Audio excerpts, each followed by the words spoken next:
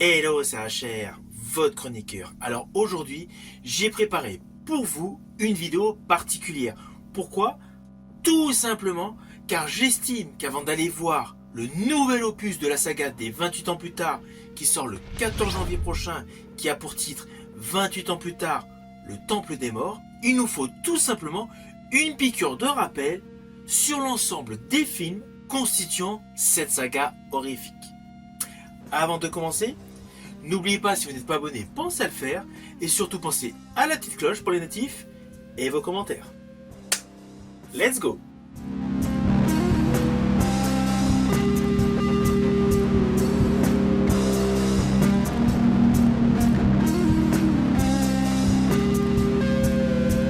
Alors le premier opus de cette saga a pour titre 28 jours plus tard.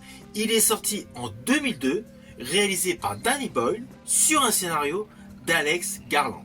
Ce film s'ouvre sur une scène choc, une véritable scène fondatrice, celle d'un laboratoire britannique contenant des chimpanzés. Chimpanzés qui sont maintenus en captivité pour des essais chimiques. Plus précisément, pour des expériences liées à la gestion de la colère. Ils sont infectés par un agent pathogène qui a pour titre la rage.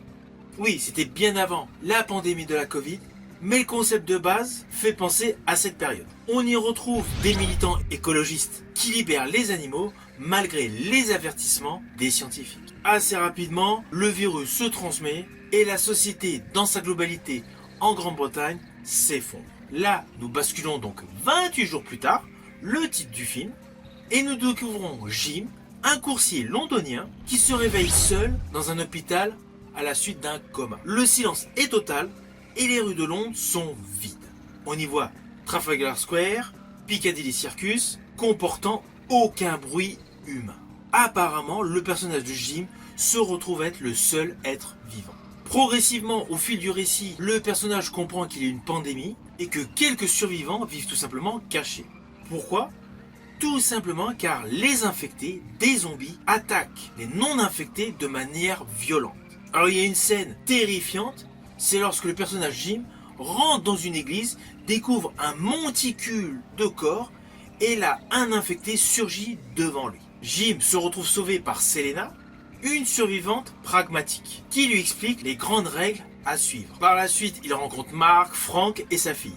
Un petit groupe se forme et Frank justement capte un message radio. Alors oui, volontairement, je ne vous ai pas détaillé certains détails pour que vous ayez quand même le plaisir de découvrir le film. Mais bon, suite au message radio, ce petit groupe s'aperçoit qu'il est en fait une base militaire, enfin une base tenue par des soldats. Ce qui s'apparente dans les médias à un véritable refuge. Assez rapidement, le petit groupe rejoint donc ces soldats. Il y a le sentiment de sécurité, mais en fait, l'unité de soldats est petite.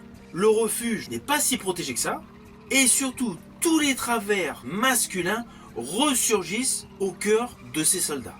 Avec la notion principale, garder les femmes pour tout simplement permettre une descendance à l'espèce humaine. Après plusieurs turpitudes, le fait que Frank soit infecté accidentellement, le personnage de Jim est capturé.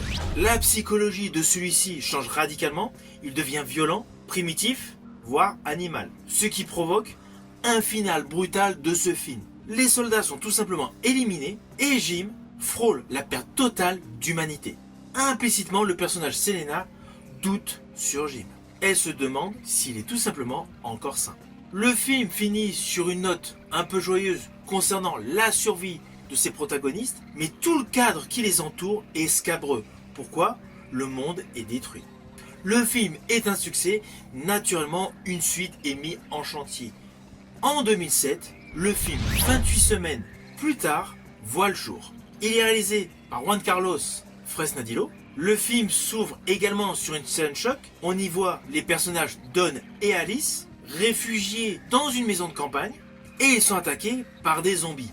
Et là, le personnage Don s'enfuit.